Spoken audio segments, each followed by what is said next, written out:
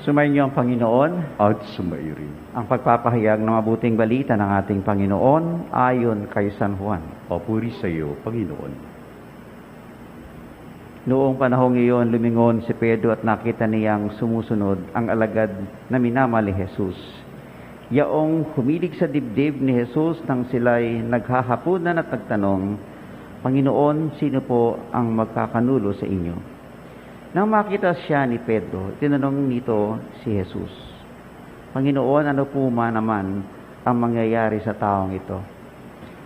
Sumagot si Jesus, kung ibig kong mabuhay siya hanggang sa pagbalik ko, ano sa iyo? Sumunod ka sa akin. Kumalat sa mga kapatid ang balitang hindi mamamatay ang alagad na ito, bagamat hindi sinabi ni Jesus na hindi siya mamamatay, kundi kung ibig kong mabuhay siya hanggang sa pagbabalik ko, ano sa iyo? Ito nga ang alagad na nagpatotoo tungkol sa mga bagay na ito. Siya rin ang sumulat ng mga ito at alam naming tunay ang kanyang patotoo.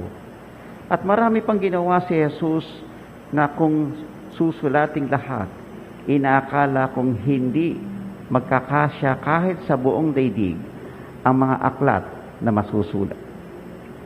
Ito ang mabuting balita ng ating Panginoon. Pinupuri ka namin, Panginoong Heso Kristo. Kung kayo po ay sumubaybay sa misa kahapon, narinig po natin ang kwento na kung saan si Jesus, tinanong niya si Pedro, Pedro, ako ba'y minamahal mo higit pa sa mga kasama mo? At ang sagot ni Pedro kay Jesus, Panginoon, alam mong mahal kita. 3 beses sinanong si Pedro ni Jesus. At bakit tinanong si Jesus si Pedro na ganitong tanong? Kung higit ba ang pagmamahal niya sa kanya kumpara sa mga iba niyang kasama? Dahil alam natin, si Pedro ay tinalaga ni Jesus bilang mamumuno ng kanyang mga disipulo. Kaya bilang isang namumuno, dapat siya ay magpakita ng labis ng pagmamahal sa kanyang mga kasama, sa mga alagad ni Jesus. Dahil pagsabi ni Jesus na pagmamahal sa kanya, ito ay hindi pagmamahal na sa kanya lamang natatapos, kundi pagmamahal sa kanyang mga disipulo, pagmamahal sa buong kinakatawan ni Jesus. Sabi nga a leader is one who is selfless and self-giving. Tandaan po natin yung sinabi ni Jesus sa kanilang mga disipulo, no greater love than this, that one should lay down one's life for the others. Ngayon pumunta naman tayo sa Ebanghelyo na kung saan natuon naman ang pansin doon sa isang disipulo na si Juan. Hindi nabanggit dito ang pangalan, ngunit ito ay tinutukoy na si Juan. Bakit? Dahil si Pedro mismo nagtanong, ano na mangyayari sa kanya? No? Ano na mangyayari sa kanya? At sabi ni Jesus sa kanya, kung ano mangyayari sa kanya, sinagot ni Jesus, kung ibig kong mabuhay siya hanggang sa pagbabalik ko, ano sa iyo ito? No? Parang kumbaga sa Tagalog pa sasabihin mo, anong pakialam mo kung itong kasama mo ipapanatili ko, magiging mabubuhay siya hanggang sa pagbalik ko. Parang pinakikita natin, minsan, maaaring pwede tayong magtanong, ano kaya ang dahilan kung bakit si Pedro nagtanong ng ganun kay Jesus? Hindi kaya siya naiinggit? Hindi kaya siya nai-insecure? Kung ano man ang intensyon ni Pedro, marahil siya lang nakakalam. Pero yung sagot ni Jesus sa kanya ay, ano naman ang pakialam mo? Parang gano'n, ano? Sa atin yan, ano pa sa iyo ito? Kung pananatiliin ko siyang buhay hanggang sa pagbalik ko. At ito nga sinasabi, naging kwento-kwento, usap-usapan. Alam niyo po itong sinasabi nating mga tanong na ito, minsan nangyayari din ito sa pamilya. No? Halimbawa, may mga anak. No? May mga anak o ilang mga anak yan. Tapos may mga magulang. Alam niyo mga anak, sabi nga children are good observers, but very bad interpreters. Nga sabi nga madali. Sila ay marunong pumansin, pero hindi sila marunong magbigay kagad ng tamang pakahulugan sa nakikita nila. No? Pero minsan may mga anak, nakakaramdam sila na parang yung aming magulang ay mayroong favoritism. No? Parang may favoritism. Para mas pabor niya itong kapatid ko o pabor niya itong isa kong kapatid. Tapos kung minsan din, ito yung pananaw na parang mas pabor sa kanya o pabor sa hindi sa kanya.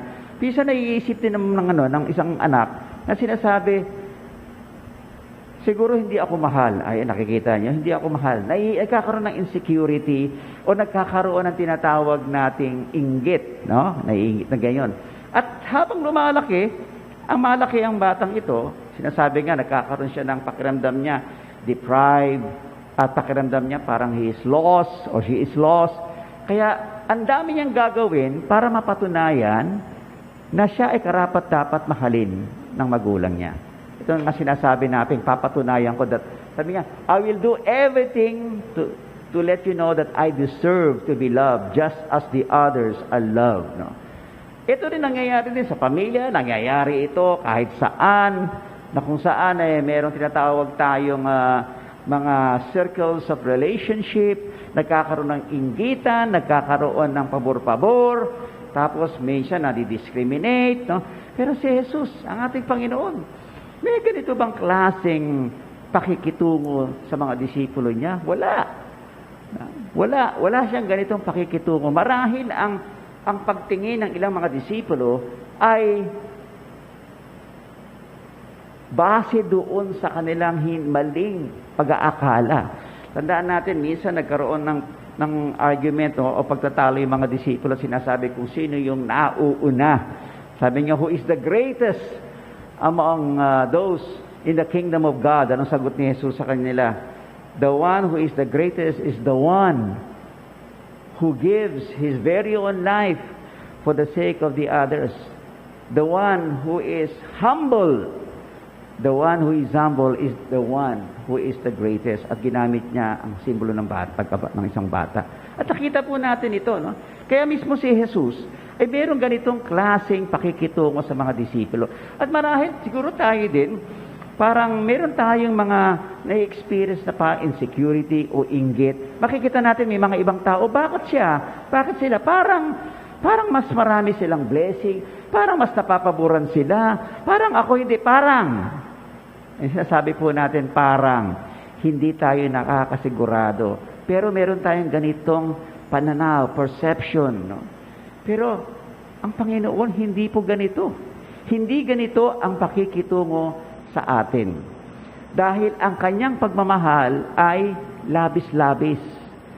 Labis-labis ang pagmamahal niya sa atin. At dahil labis-labis ang pamahal niya sa atin, ipinararamdam niya yan sa atin. Pero ang nangyayari po, dahil sa ating insecurity, dahil sa tayo ay because of our uncertainty and because of our own doubt, we do not feel and experience how much we are loved by God, how much we are loved by Jesus. So sinasabi nga ang problema nasa ating pananaw at nasa ating interpretasyon. No? Kaya nga sabi ko, balikan ko yung sinabi uli kanina, nabanggit ko, children are good observers but bad interpreters. Pwede natin ma-apply din yan sa mga matatanda sa mga adults, di ba? May mga adults yung ganun good observers but bad interpreters, no? Tayo ay marunong lang po muna, pero hindi tayo marunong magbigay ng interpretasyon. Ng tamang interpretasyon, ayon doon sa isang taong nagpapahayag ng kanyang pagmamahal sa atin. Minsan ginagamit pa rin natin, sana patunayan mo. Patunayan mo. At sa pagpapatunay mo, pakita ako sa iyo na deserving ka. Di ba? Ito yung mga sinasabi. Do I deserve your love? Do you deserve my love? Or do I? Or are you deserving of my love? Minsan bakit pumapasok yung ganitong klaseng mga tanong sa buhay natin? Probably kasi dahil nga, hindi tayo secured, no? Hindi tayo secured sa ating relationship. Kung sa Diyos ang pag-uusapan, siguro malinaw po tayo. There is nothing that we should feel insecure. There is no reason for us to be doubtful. There is no reason for us to feel discriminated because we know that God's love is unconditional. Napakalinaw yan. Kaya kung tayo man ay lalapit sa Panginoon, ang Panginoon hindi tayo talagang isasangtabi. Andyan ang Panginoon, laging binabanggit sa atin, no? Lumapit kayo sa akin. Come to me, all of you who find life burdensome. Paulit-ulit yan, sasabihin niya. I will refresh you. Ano ibig sabihin nun? Bibigyan ko ng kagaanan ng iyong loob. At hindi lang yung kagaanan ng loob. Tutulungan kitang makita mo ang malalim na kahulugan ng buhay mo para mas lalong gumaang. At hindi lang lalong gumaang, kundi makita mo yung direksyon ng buhay mo. Kasi kaya nga tayo hindi nagiging malinaw sa atin ang direksyon ng buhay. Kasi ang dami nating mga doubts, ang dami nating mga insecurity, at hindi lang yan. Sabi nga one of the greatest mistake we commit in life is to compare ourselves with the others. Di ba? Yung bang kinukumpara natin ang sarili natin sa iba. Marahil si Pedro at marahil may mga ilang disipulo, nagkaroon din sila ng ganitong klaseng pananaw na ikino-compare ang sarili sa iba. Alam nyo, ito yung pinakamalaking pagkakamali na pwede natin magawa sa buhay natin. Ikumpara ang sarili sa iba. Dahil pag kinokumpara natin ang ating sarili sa iba, lagi tayong may makikitang kakulangan sa atin. At kung lagi lang nakikita natin ang kakulangan, nasasabihin natin, buti pa siya may ganito, buti pa siya may ganito, bakit ako wala? Dahil hindi mo nakikita, dahil hindi mo napapahalagahan ang sarili mo. Pero hindi mo alam, yung kinaiinggitan mo, ay kinaiinggitan ka rin pala. Bakit? Kino-compare din pala yung kanyang sarili sa'yo, na ikaw, hindi mo nakikita kung ano meron ka, mga kakayanan, mga abilidad, mga talento, hindi mo nakikita, dahil nakikita mo lang sa iba. At dahil doon, hindi ka lumalago bilang tao. Ganito rin tayo. Diba? Kaya nga, hindi magandang kumpara. Marahil, si Pedro ay nakumpara niya ang sarili niya kay Juan.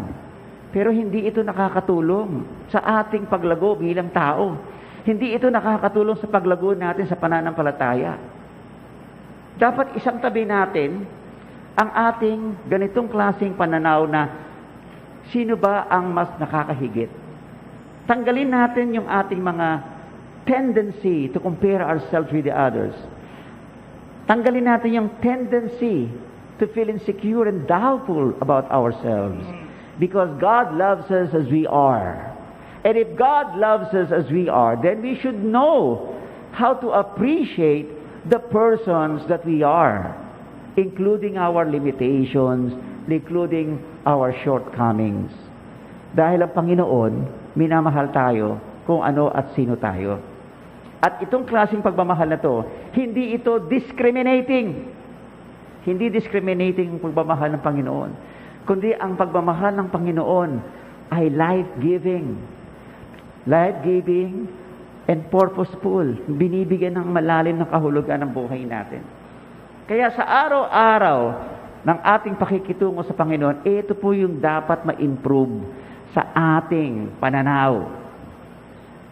Kung paano tayo tinatrato ng Panginoon at paano tayo inaanyayahan ng Panginoon, kung paano magpahayag ng pagmamahal na yan. Dahil katulad na nabasa natin, yung kwento ng mga disipulo, ano ba yung kinikwento ng mga disipulo sa kanilang pagpapahayag ng maganda at mabuting balita ng Panginoon?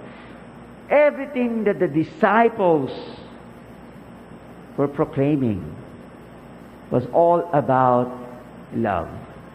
The love of God. And the love that we all must share with one another.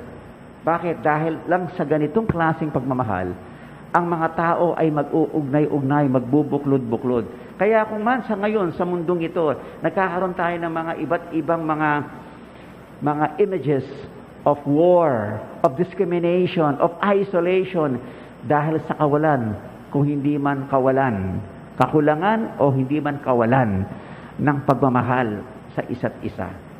Dahil kung merong pagmamalasakit sa isa't isa, mawawala kung ano mang diskriminasyon, mawawala man kung ano ang gera o kaguluhan, mawawala lahat ito.